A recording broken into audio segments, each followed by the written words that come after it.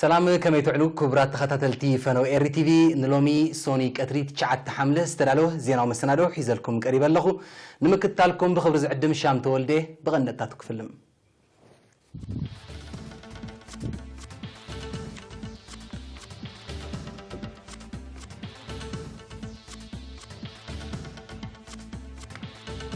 ኤርትራን ኢትዮጵያን ሓባራዊ አዋጅ ሰላምን ምሕዝነትን አውጽየን ቀዳማይ ሚኒስተር አብይ ድማ ናብ ሃገር ተፋንዮም ፕሬዝዳንት ኢሳያስ ንኽብሪ ቀዳማይ ሚኒስተር አብይ ናይ ድራር እንግዶት ገይሩ ፕሬዝዳንት ኢሳያስ አፈወርቅን ቀዳማይ ሚኒስተር አብይ አሕመድን ርክብ አካይዶም ሽበራን ዕጡቃት ንአባላት ጸጥታ ቱኒዝያ ዓላማ ዝገበር መጥቃዕቲ አካይዶም መንግስቲ ቱርኪ ልዕሊ 18,000 ተወሰኽቲ ጥርጥራት ፍሽር ፈተና ዕልዋ ካብ ስራሕ አባሪሩ ጸሓፊ ጉዳያት ወጻኢ መስርሕ ምውጻእ ብሪጣንያ ካብ ኤውሮጳዊ ሕብረት ዴቪድ ዴቪስ ካብ ስልጣን ወሪዱ ኤርትራን ኢትዮጵያን ሎሚ ትጫዓተ ሓምለ ሓባራዊ አዋጅ ሰላምን ምሕዝነትን አውጽየን እዚ ኣብ ኣስመራ ዝተፈረመ ሓባራዊ አዋጅ ኣብ ክንዲ ሃገር ኤርትራ ፕሬዝዳንት ኢሳያስ አፈወርቂ ኣብ ክንዲ ፌደራላዊት ዲሞክራሲያዊት ሪፐብሊክ ኢትዮጵያ ድማ ቀዳማይ ሚኒስተር ዶክተር አብይ አሕመድ ከቲሞሞም እዚ ሓሙሽተ ነጥብታት ዘጠቃለለ ሓባራዊ አዋጅ ኣብ መንጎ ኢትዮጵያን ኤርትራን ዝጸንሐ ኩነተ ኹይናት አኽቲሙ ሓድሽ መዋዕለ ሰላምን ምሕዝነትን ተራሒኾም ዘሎ ዘነጽር እዩ እዚ ከምዚ ኢሉ እንከሎ ቀዳማይ ሚኒስተር አብይ አሕመድ ኣብ ኤርትራ ዝገበሮ ናይ ክልተ መዓልታት ወግዓዊ ምብጻሕ ዛዚሙ ሎሚ ፍርቂ መዓልቲ ናብ ሃገሩ ተፋንዩ ፕሬዝዳንት ኢሳያስ አፈወርቂ ሚኒስተራትን መራሕቲ ሃይማኖትን ድማ ኣብ ኣህጉራዊ ማዕርፎ ነፈርቲ ኣስመራ ተረኺቦም ብሃገራዊ መዛሙር ኤርትራን ኢትዮጵያን ዝተሰነየ ወግዓዊ ምፍናው ገይሮምሉ ፕሬዝዳንት ኢሳያስ አፈወርቂ ንኽብሪ ቀዳማይ ሚኒስተር አብይ አሕመድ ናይ ድራር እንግዶት ገይሩ አርሴ ማስመሮም ተወሳኺ ጸብጻብ ኣለዋ ፕሬዝዳንት ኢሳያስ አፈወርቂ ንክብሪ ቀዳማይ ሚኒስተር ፌደራላዊት ዲሞክራሲያዊት ሪፐብሊክ ኢትዮጵያ ዶክተር አብይ አሕመድ ትማሊ 8 ሓምለ ናይ ድራር እንግዶት ገይሮም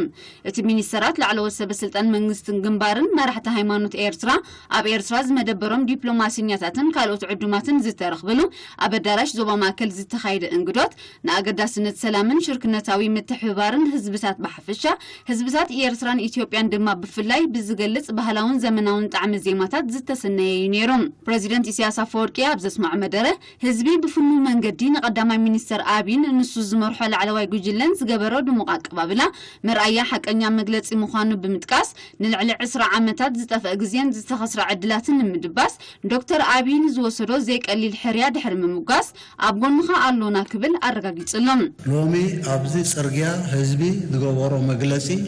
ካልእ ዘረባ ኣይድልን ወሰኹና ያድልየን ናይ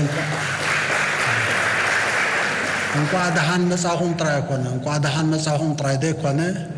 ኣብ ልቡ ጸንሐ ናይ በሐቅ ድልየቱ ናይ በሐቅ ስምዒቱ ብፍኑ መገዲ ክገልጽ ዕድል ምርካቡ መሰሉ ረኺቡ መሰሉ ስለዝረኸበ እንኳን ሓጎሰካ ነዚ ህዝቢ እዚ ንህዝቢ ኢትዮጵያ ንኽልቲኣቶም ህዝብታት እንኳን ሓጎሰኩም በዚ ኣጋጣሚ እዚ ዶክተር አብይ ዝወሰዶ ሕርያ ቀሊል ሕርያ ኣይኮነን እዚ ሕርያ እዚ ናይ በሓቂ ን25 ዓመታት ዕድል ተፈጢሩልና ኩነታት ተቐይሩልና ናብ ዝሓሸ ዝዓበየ ምዕባለን ኸይድ ኣለና ዝበልናሉ እዋን ተዕድል ተኸሊፉና 25 ዓመታት ውሕድ ግዜ ኣይኮነን 25 ዓመታት ጠፍዐ ግዜ ተኸስረ ዕድል ብዝኾነ ይኹን መንገዲ ክትልክዖ እውን ዝከኣል ኣይኮነን ሎሚ ኣብዚ ሕጂ ዘለናያ ግን ኣይከሰርናን አይ ጠፍአናን ንብረትና በሙሉ መለስና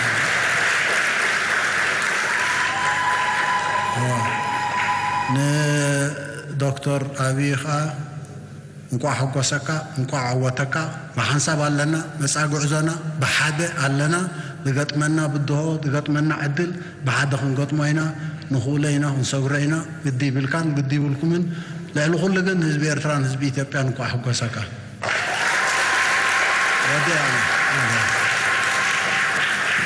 ቀዳማይ ሚኒስተር አብይ አሕመድ በወገኑ ኣብዚ ታሪኻዊ አጋጣሚ ብህዝብን መንግስትን ኤርትራን ዝተገብረሉ አቀባብላን እንግዶትን ልባዊ ምስጋና በመቅራብ ፕሬዝዳንት ኢሳያስ አፈወርቂ ንጉዳይ ሰላምን ሰናይ ጉርብትናን ንዘርአዮ ቆርብነትን ተገዳስነትን ድሕሪ ምሙጋስ ነቲ ሞት አልቦ ናይ አይ ሰላም አይ ኩናት መድረኽ ዛዚምና ናብ ተስፉ ናይ ሰላምን ርግኣትን ምዕራፍ ምስግጋርና ንህዝብታት ኤርትራን ኢትዮጵያን ዮሃና ክብል እፈቱ ኢሎም ድሕሪ ደጊም ውግእን ወረ ውግእን ምስማዕ ይኣክል ዝበለ ቀዳማይ ሚኒስትር አብይ ኣብ መንጎ ህዝብታት ኤርትራን ኢትዮጵያን ዝህነጽ ናይ ሰላም ርግኣት ምትሕግጋዝን ሽርክናን ድንድል ንህዝብታት ቀርኒ ኣፍሪቃውን እንተላይ ዘርብሕ ከም ዝኾነ ብምጥቃስ ድሮ ኣብ ምኽፋት ወደባት ምንቅስቓስ ህዝቢ ካብ ናምን ምኽፋት ኤምባሲታት ከምኡውን ምጅማር ኣገልግሎት መጓዓዝያ ነፈርቲ ኣብ ስምምዕ ተበፂሑ ከም ዘሎ ገሊጹም ንዓይን ንብጾተይን ስለ ዝተገበረና ድሙቕ ኣቀባበልን እንግዶትን ኣዝየ ካመስግነኩም ይፈቱ ሎሚ ኣብ ኣስመራ ዝዘነበ ማይ ፍቕሪ ንኢትዮጵያን ኤርትራን ጥራሕ ዘይኮነስ ንሪጅን ሆርን ኦፍ ኣፍሪካ ኩሉ ከም ዝበፅእ ኣነ ርኢ ኣለኹ ንስኻትኩም ከም ርአኹም ጥርጣሬ የብሉን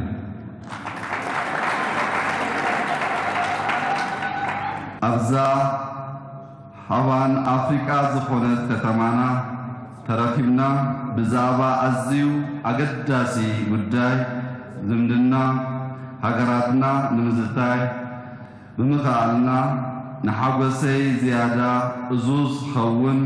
ከም ዝገብሩ ደጊመ ገልጸኩም ፈቱ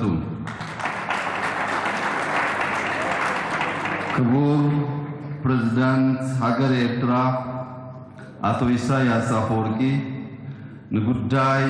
ሰላምን ሰናይ ጉርብትናን ንዘረኣኻዮ ቅሩብነትን ተገዳስነትን ዘለኒ አክብሮት ክገልጸካ ይፈቱ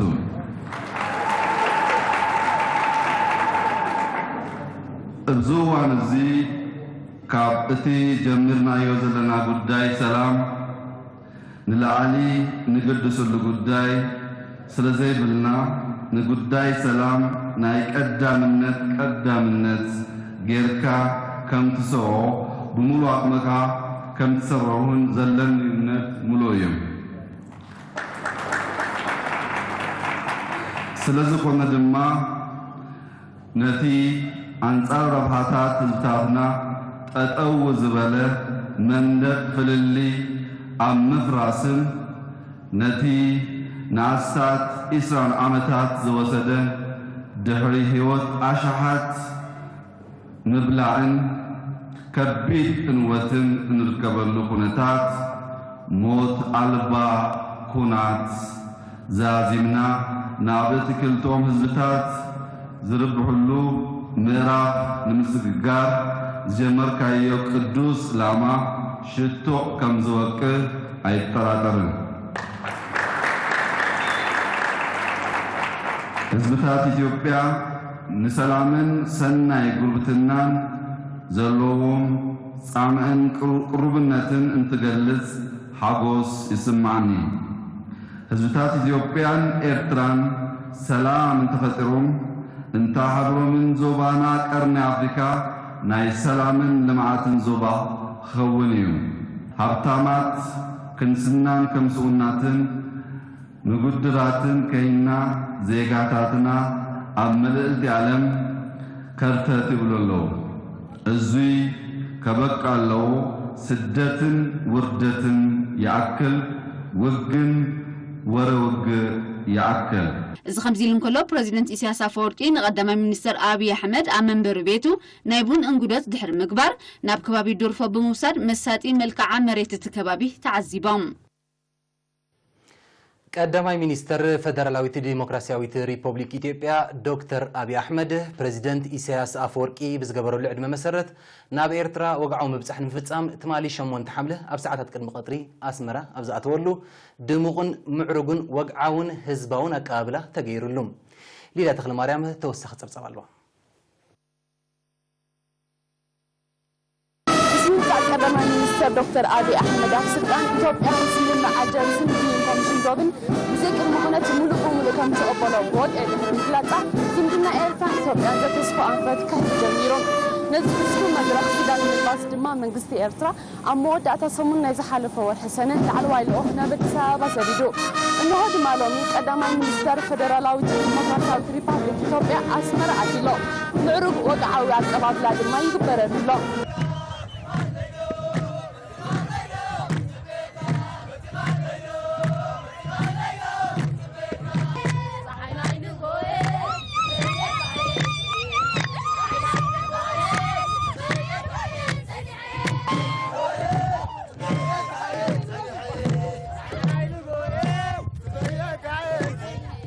ቀዳማይ ሚኒስተር አቢ አህጉራዊ ማዕርፎ ነፈርቲ አስመራ ብዛእተወሉ ፕሬዝደንት ኢሳያስ አፈወርቅን ላዕለዎት ሰበስልጣን መንግስትን ግንባርን በሀገራዊ መዛሙር ኤርትራን ኢትዮጵያን ከምኡውን ናይ ክብሪ ሰልፊ ዝተሰነየ ድሙቕ ወግዓዊ አቀባበላ ገይረሙሉ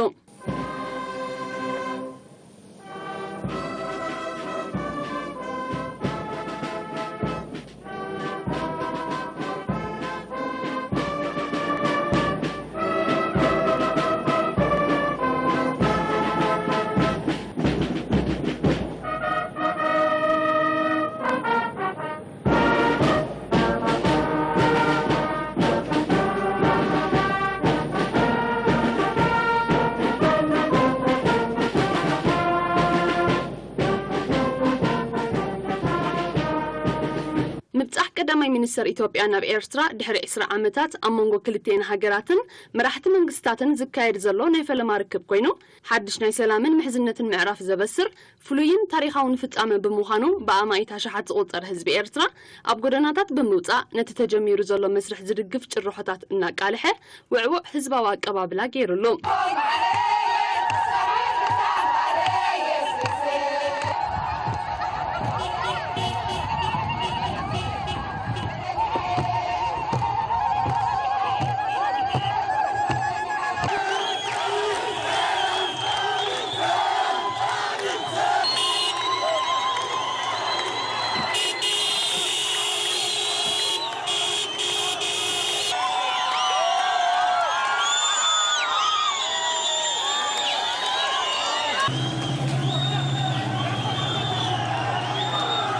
ሚኒስትር ጉዳያት ወጻኢ ዶክተር ወርቅነህ ገበዩ አፈኛ ባይቶ ወከልት ህዝቢ ወይዘሮ ሙፍሪሓት ካምል አፈኛ ቤት ምክር ፌደሬሽን ወይዘሮ ኪሪያ ኢብራሂም ፕሬዚደንት ክልል ዓፈር ሓጅ ሲም አወልን ካልኦትን ምስ ቀዳማይ ሚኒስተር አቢ አሕመድ ሓቢሮም መጽዮም አለው መንግስቲ ኢትዮጵያ በ5 ሰነ 2018 ኣብ ዘውጽኦ መግለጺ ክልቴና ሃገራት ኣብ ተሕሳስ 2000 ዝኸተማሉ ስምምዕ አልጀርስ ከምኡውን ኣብ ሚያዝያ 2002 ዝተዋህበ ናይ መወዳእታን ቀያድን ብይን ብዘይ ቅድመ ኩነት ክትግበር ድሕሪ ምውሳኑ ፕሬዝደንት ኢሳያስ አፈወርቂ ንህሉ ኩነታት ብቐጥታን ብዕምቆትን ንምፍላጥን ቀጻሉ ውጥን ስራሕ ንምንዳፍን ኤርትራ ናብ አዲስ አበባ ልኡኽ ክትሰድድ ምዃና ምግላጹ ይዝከር በዝመሰረት ድማ በሚኒስተር ጉዳያት ወጻኢ አቶ ዑስማን ሳልሕን አማኻሪ ፕሬዝደንት አቶ የማነ ገብረአብን ዝቆመ ላዕለዋይ ልኡኽ ኤርትራ ፕሬዝደንት ኢሳያስ አፈወርቂ ናብ ቀዳማይ ሚኒስተር አቢ አሕመድ ዝሰደዶ መልእኽቲ ሒዙ አዲስ አበባ ዝበጽሐሉ በህዝብን መንግስትን ኢትዮጵያ ምዉቕ አቀባብላ ከም ተገብረሉ ዝዝከር ኮይኑ መልእኽቲ ቀዳማይ ሚኒስተር አቢ አሕመድ ናብ ፕሬዝደንት ኢሳያስ ሒዙ ከም ተመልሰ ይፍለጥ እዚ ድሙቕ ስእልን ሓያል መልእኽትን ኣለዎ ንኤርትራን ኢትዮጵያን ጥራይ ዘይኮነ እንተላይ ንዞባናን መላእ ዓለምን የውሃና ንህዝብታት ኤርትራን ኢትዮጵያን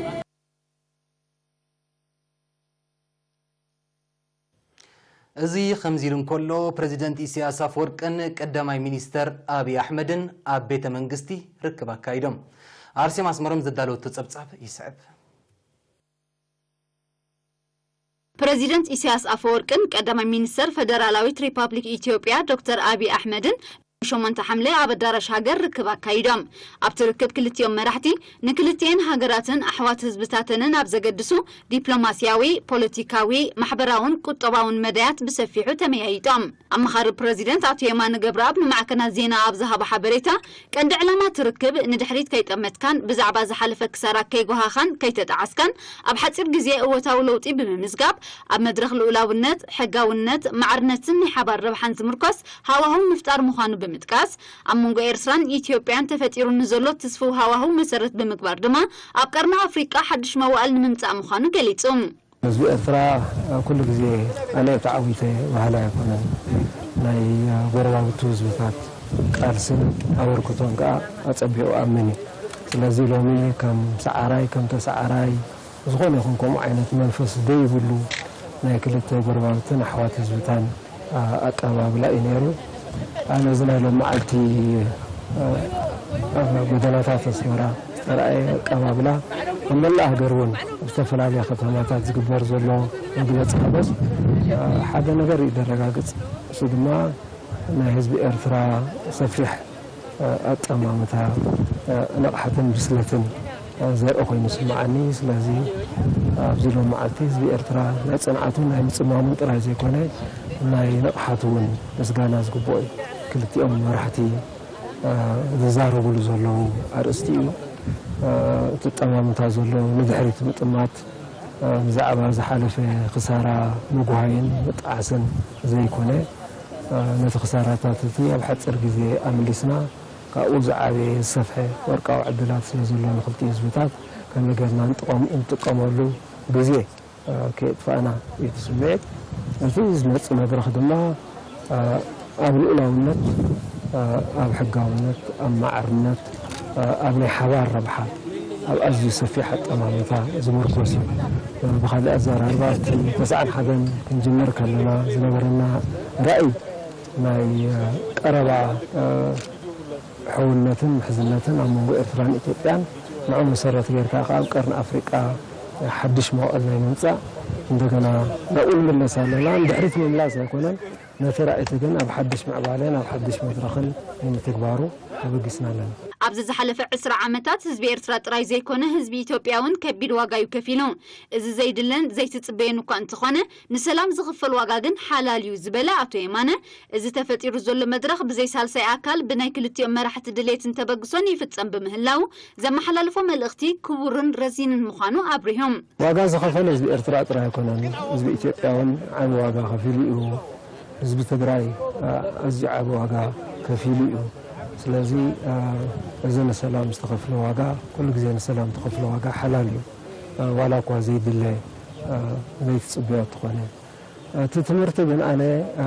ንሰላም መቅላስ ጥራይ ዘይኮነ እዚ ዝመጽእ ዘሎ ናይ ሰላም መድረኽ ክልቲኦም ህዝብታት ክልቲኦም መንግስታት ክልቲኦም መራሕቲ ብዘይ ዝኾነ ይኹን ናይ ወጻኢ ምትእትታው ብዘይ ዝኾነ ይኹን ሳልሳይ ኣካል ፍጹም ምህላዎም ብዙሕ ትምህርቲ ዘመሓላለፍ መስለኒ ዝሓሸ ዝቐለለ ብቐንዓ መንገዲ እንተነ ይኹን ሽግር ምፍታሕ ናይ ቀረባ ቀጥታዊ ክልተኣዊ ክኸውን ከሎ እዩ ስለዚ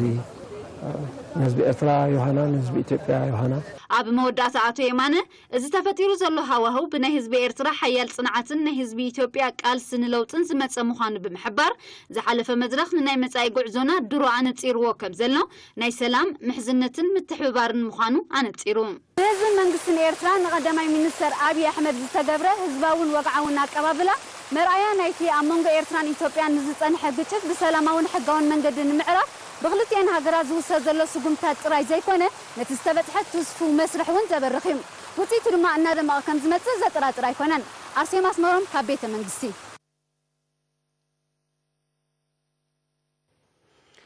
መንግስታት ኤርትራን ኢትዮጵያን ሓድሽ ምዕራፍ ንምኽፋት ወሲዶሞን ዘለው ተበግሶ ዝድግፍ ሰላማዊ ሰልፍታት ኣብ ኩለን ዞባታት ሃገርና ተኻይዱ ወከልቲ ኤሪና ንዝለኣኽዎ ዜናዊ ጸብጻብ ሸዊት ገብረ ብርሃን ከተቕርበያ بمهنات مبصح قدامي منيستر فدرالويت ديمقراطيويت ريبابليك إثيوبيا دكتور أبي أحمد ناب إيرترا أبستفالاليا كتماتاتن حوس كتماتاتن إيرترا منقصات إيرتران إثيوبيان حدش معرف نمخفات وسيدومون زلو تبقسو زدقف ووع سلاماو سلفتات تخايدو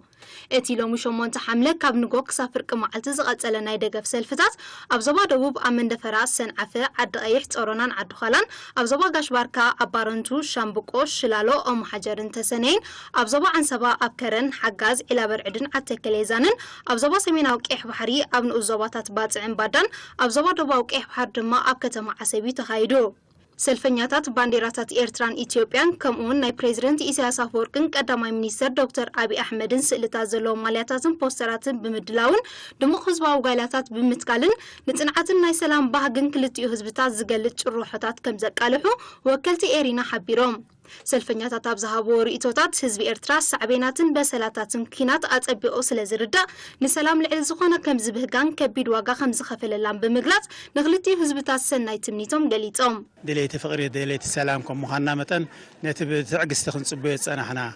مزازمي وقين هوكتن نعو حقوسنا المقلات نسمبلو زلنا معلتي أيكون مسجوربيت كهاجر بزي سلام كتنبر مسجوربيت كاس دربيت وكا بزي سلام لحد أسين كا خطأتون كتوصلنا يتخلنا زغونا ناي معبالنا ناي لمعت زجبر سلاح كا تحت سلام ترح يعود كون زغلمه ناي بحق مسألة إيرترا دمالومي يرأينا نظام كل تابز مالي عزلو ما راح تدمه أملاخ يبارككم كبلهم يدلي إكزابير دما نزمت زولو مدباتهم كله بعدو يكان علم نخينات بفقرينا نشنفون نسعرو إلو بزمن الاختز مسئي الناس لزولو ناي كلنا عبي حقوسن عبي من الاختن سلازخونه حزب إيرترا سواعي سويتو من إسرائيل كله شيخو قشيو بعبي حقوس كم نقبلون خا ازي حد مرأينا وشي خاز بترخيبنا يا زلنا عصر اسرع عمز وسده عيش كنا تاي سلام لو مجن بخلتيوم مرحتي هاجرات نايتيبيا إيرترا نخلتي حزبتات بمحساب نقتي ناي موداتن أزيو نحزبتات نايتيبيا إيرترا زربح سلام معلتي بمخانو أزينا حزب عن زوب عن سبات حبسنا خمس لنا بزاقات مخبر فتو قاتل زغرب زينا هاجرات وصايو نمكتالكم دقيمه بخبر عدم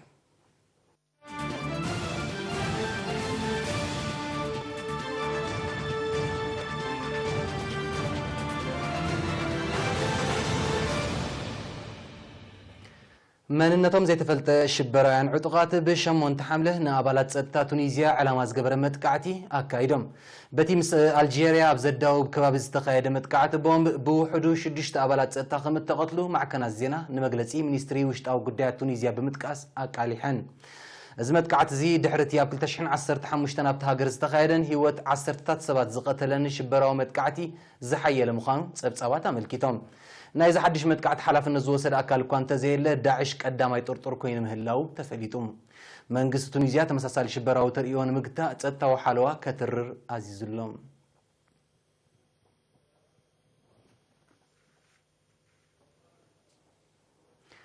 منقص تركي مستياب كل تشحن 10 شديشتن استقاعد فشل فتن علوا بمتحاز لعلي 10 شمون تشح توسختي طرطرات كاب سرح أباريروم زبزعو كابتم طرطرات أبالات سراويت ጸጥታን ፖሊስን مخانهم مع كان الزينة نسب مزتهاجر بمتقاس بشمون تحمله أقاليحن قبلنياتات نملكام زتجمر السريحة جنا 5 قصل زحبر منقست تركي أبوشتي كلت عمتات لعلي 160 شح سرحتنيات سوق يقول لهم دحرت فتنة استأوجه سوس نايت وان دنجاجة نشوعات تجزيو كم التناوحة يفلت التدنجاجة زمت 10 شعات تحمله كم زبق عقاي يجلس انتولو منقستي نشام ناي جزيو كان ناوحة 5 قلقن تنتنتي أمتهم مستفشل فتن علوا بزتحز أستات 8 شح حسابات كم التأسريو زقلت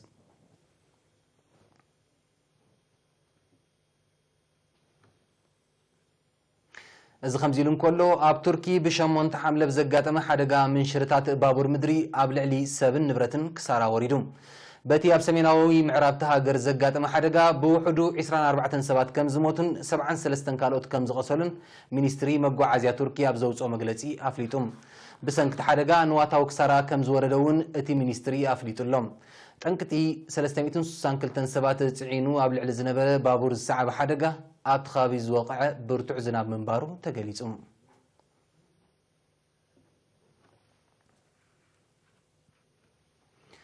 صحفي قدات مسرح موصا بريطانيا كاب إيروبا وحبرت كوينو كسرح تصنحة ديفيد ديفيس بشمون تحمله كاب سلطان 5 ورده تقاليحهم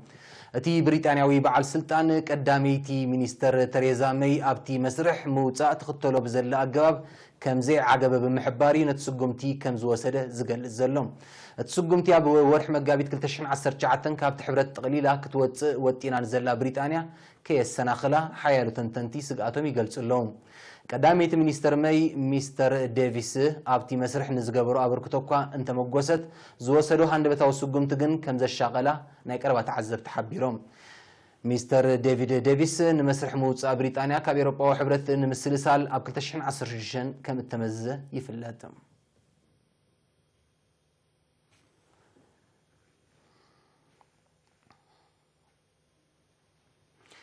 اب جابان ابزي سالست زي بزتخست حدقاتات علقلق نايزموت سبات قصري لعلي 100 بصحو بتعلقلق نس عبيناتون 10 كالوت دهايم طفيو سلازلو قصر موتات كوسخ كم زخل سب مزرحيت مدحان هيوت تهاجر اميتم አለው بسنكت بحرياو حدقا استات 2 مليون سبات كم تمزابلو زتقص صبصبات دحر 2014 زعابي سباون واتاون كسارات زورده كوينلهم معراباون ماكلاين كفالات جابان بتعلقلق حلف خالوت كبابيتات تهاسيو خمزلو تفليتم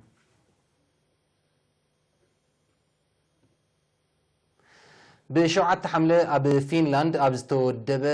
بعلتي بيتكا حنجركا زكايد وددر أغالبو بتحتي سحيبهم أبتين مبل عسران سلستن عامتو استخايد أهقرا وددر ليتويناويان متسامتي تعاويتهم اتوم متسامتي أب كل تشحن حمشتنون تعاويتهم لمنبارو يقلاتهم بعلتي بيتكا حنجركا زكايد وددر تفتاونتو كاب جزينا بجزي النعبي متسكم زلو يفلاتهم